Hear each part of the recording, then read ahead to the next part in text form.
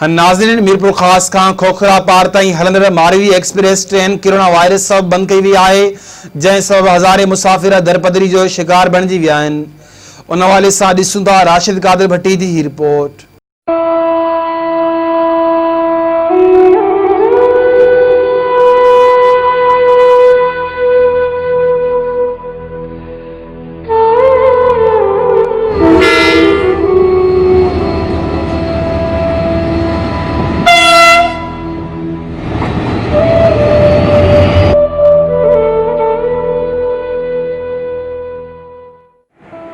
मीरपुर ख़ास खां खोखरा पार वेंदड़ मारवी एक्सप्रेस कोरोना वायरस अचण सबबि बंदि कई वई आहे, जंहिं सबबि ढोरो नारो समेत ॿियनि शहरनि ॾांहुं सफ़र कंदड़ मुसाफ़िर रेल जे बादशाही सफ़र खां महरूम बणियल आहिनि। रेल गाॾी बंदि थियण करे इलाइक़े वासियुनि में वॾी बेचैनी छायल आहे। ढोरो नारो शहर कारोबारी लिहाज़ सां पंहिंजी सुञाणप पाण रखे थो। 1900 सदीअ में जॾहिं राजा जी रेल जो ढोरो नारो मां गुज़र थींदो त कारोबार कंदड़ वापारियुनि खे बि वॾो मुनाफ़ो मिलंदो हो। राजा जी रेल बंदि थियण खां पोइ ढोरो नारो शहर मां रेल जूं कूकूं बि बंदि थी वयूं आहिनि ऐं कोयले वारे इंजण मां निकिरंदड़ कारे धुएं जा लाट बि आसमानी फिज़ाउनि जे वर चढ़ी विया आहिनि। कारोबारी उरूज बि ढोरो नारो शहर मां मोकिलाए वियो हो। पर अफ़सोस जी ॻाल्हि आहे कि हिते 3 ट्रेनूं हलंदियूं हुयूं त हाणे उनजे भेट में हिकु ट्रेन में नथी हले। असांजो रेलवे जो वज़ीर, वफ़ाक़ी वज़ीर ऐं वज़ीर आज़म पाकिस्तान खां अपील था करूं त इस्लामी जमहूरिया जे अंदरि इहो इंसाफ़ थियणु खपे त ट्रेनूं असां ग़रीबनि लाइ जेके मारवी एक्सप्रेस हैदराबाद खां खोखरा पार ताईं वेंदी हुई ऐं मेहमान एक्सप्रेस जेको कराची खां छोड़ कैंट ताईं, छोड़ कैंट जा असांजा कुझु भार रहनि था ऐं उन्हनि जी सहूलियत लाइ, आवाम जी सहूलियत लाइ जेको कराची ताईं वञे, को इलाजु कराइण लाइ वञे, को पंहिंजी मज़ूरी लाइ वञे, उनखे बंदिश लॻी पई। अॻे त ट्रेनूं बंदि थियण ऐं ट्रांसपोर्ट बंदि थियण जे करे ग़रीब पिसिजी वियो आहे।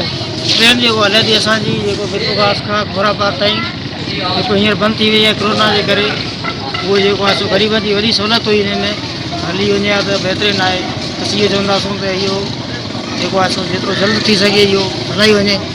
हिन में जेको आहे सो बसनि में जेके वञनि था वीचारा ग़रीब माण्हू, उन्हनि खे जेको आहे सो किराए जो वग़ैरह जो वॾो मसइलो थिए थो ऐं हिन में रेल गाॾी में वञण सां वारनि खे वॾो फ़ाइदो थींदो ऐं सस्ती सवारी आहे, सभिनी लाइ फ़ाइदो आहे। ॿार रेलवे वज़ीर सां मुतालो आहे चाहे ढोरो नारे में असांजी ट्रेन जी बहाली कई वञे, जंहिंजे सबबु आवाम खे मुश्किलात जो सामनो थिए थो, उन में आसानी अचे।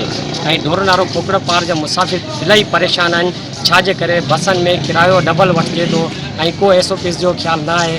SOPs जो ख़्यालु रखंदे असांजी ट्रेन जी बहाली कई वञे। 150 रुपया किरायो, कुझु खोखा मिठाई जा वठी अचूं था, पोइ बि असांखे परेशानी आहे।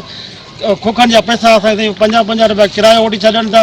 हर ॻाल्हि आहे ट्रेन जी वॾी असांखे सहूलियत आहे, ट्रेन असांखे चालू करी ॾींदी, गवर्नमेंट खे असां इतला करूं था, असांखे वॾी परेशानी आहे। राजा जी रेल में अछड़े थर जी ॾंडुनि मां निकिरंदड़ लूणु ऐं थर जी वारियासी वारीअ ते पलजंदड़ चौपायो माल पिणु विकिरे लाइ ढोरो नारो रेलवे स्टेशन मां माल गाॾियुनि ज़रिए ॿियनि शहरनि ॾांहुं पहुचायो वेंदो। हिन वक़्तु वायरस जी वबा सबबि रेलवे खाते जे अला इख़्तियारनि बि मीरपुर ख़ास खां खोखरा पार वेंदड़ मारवी एक्सप्रेस बि बंदि कई वई आहे, जे सबबि तरी मारू माण्हुनि समेत नारे जे नवाबनि जे मन में मायूसी छायल आहे। रेल गाॾी बंदि थियण करे ट्रांसपोर्टरनि किरायनि जे अघनि में ॿीण ते वाध करे छॾी आहे। रेलवे खाते खे घुर्जे त मीरपुर ख़ास खां खोखरा पार वेंदड़ मारवी एक्सप्रेस खे बहाल करे सफ़री सहूलियतुनि जो मज़ो माणींदड़ मुसाफ़िरनि लाइ SOPs ते अमल यकीनी बणायो वञे। राशिद कादिर भट्टी, मेहरान TV न्यूज़, ढोरो नारो।